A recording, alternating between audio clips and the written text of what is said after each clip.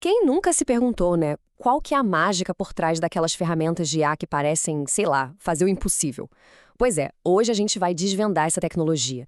O nome dela é Deep Learning e ela é literalmente o cérebro por trás da inteligência artificial que a gente conhece hoje.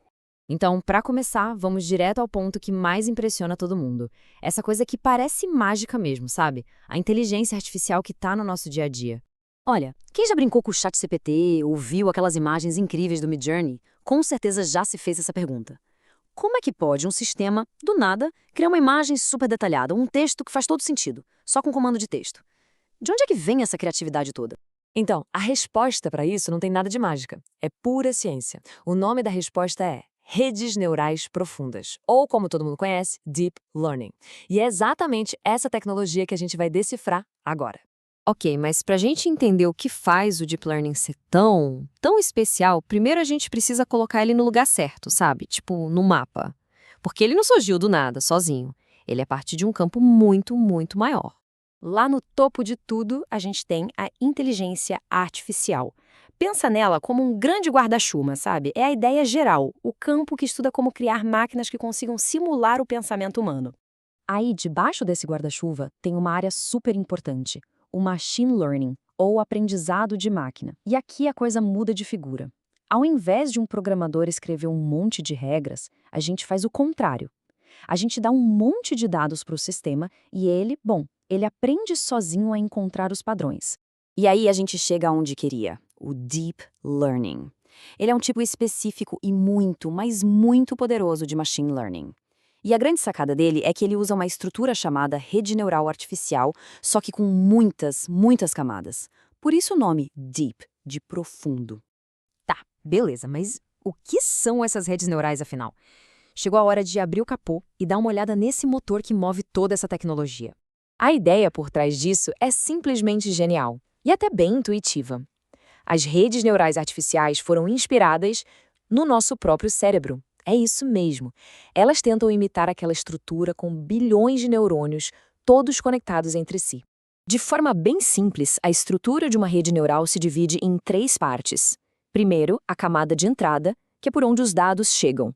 Depois, as camadas ocultas. É aqui que a mágica acontece, onde tudo é processado. E por último, a camada de saída, que entrega o resultado final. Para ficar mais fácil de entender, vamos pegar um exemplo. Digamos que a gente quer que a rede aprenda a identificar um gato numa foto. A primeira camada, a de entrada, vai receber informação bruta, ou seja, cada pixel daquela imagem. E é exatamente aqui que o profundo do Deep Learning faz a diferença. Uma primeira camada oculta talvez identifique só linhas e cantos. A camada seguinte já junta essas linhas para achar formas, tipo orelhas, olhos. E as outras camadas vão combinando isso tudo até reconhecer o conceito gato. E aí, no final de todo esse processo, que vai acontecendo em cascata, a camada de saída cospe o resultado final de forma bem direta, a palavra gato.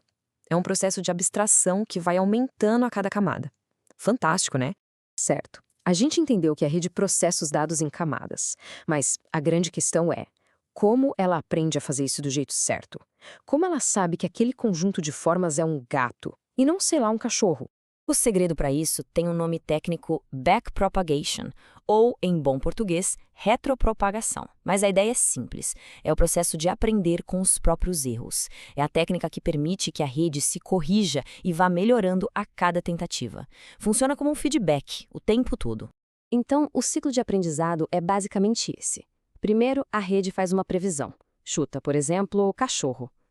Aí, o sistema compara essa resposta com a resposta certa, que seria gato. Ele calcula o tamanho desse erro e, com base nisso, ele volta, ajustando as conexões entre os neurônios para que, na próxima vez, a chance de acertar seja um pouquinho maior. Agora, imagine isso acontecendo milhões, bilhões de vezes.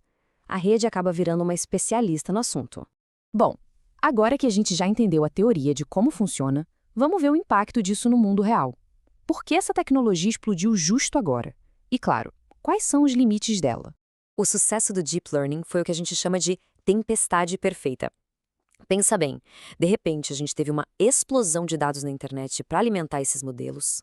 Ao mesmo tempo, as placas de vídeo, as GPUs, ficaram super potentes e elas são perfeitas para os cálculos que as redes neurais precisam fazer. E para completar, os algoritmos foram ficando cada vez melhores e mais eficientes. E o resultado dessa tempestade a gente vê em todo lugar. O Deep Learning é o que está por trás do reconhecimento facial para desbloquear o celular, é o que faz a Alexia e a Siri entenderem a nossa voz, e é a tecnologia principal que permite que os carros autônomos, que eles enxerguem e interpretem o mundo em volta. E com isso a gente volta lá para o começo da nossa conversa. Ferramentas como o ChatGPT e o Midjourney são, no fundo, exatamente isso. Aplicações de Deep Learning. Elas usam redes neurais com arquiteturas gigantescas, que foram treinadas com uma quantidade de dados na internet que é até difícil de imaginar. Mas, claro, nem tudo são flores. Um dos maiores desafios do Deep Learning é o famoso problema da caixa preta. O que isso quer dizer? Quer dizer que a gente sabe que a rede neural acerta a resposta, mas muitas vezes a gente não consegue explicar exatamente como ela chegou naquela conclusão. É um mistério. E as limitações são bem sérias. Primeiro, treinar esses modelos custa muito caro, gasta uma energia absurda. Segundo, eles precisam de uma montanha de dados para aprender. E, como a gente acabou de falar, essa falta de transparência da caixa preta é um obstáculo gigantesco, principalmente para áreas mais críticas. Resumindo tudo, o Deep Learning é, sem dúvida, uma revolução. É uma nova forma de fazer com que as máquinas aprendam sozinhas, direto dos dados. E isso está mudando completamente indústrias inteiras e o nosso próprio dia a dia, de um jeito que a gente ainda está começando a entender. Isso tudo nos deixa com uma pergunta final que é muito importante. Conforme a gente passa a usar esses sistemas para tomar decisões cada vez mais críticas, sei lá, diagnósticos médicos, carros autônomos, fica a questão: se a gente não entende 100% como a máquina chegou na resposta, até que ponto a gente pode ou deve confiar nela?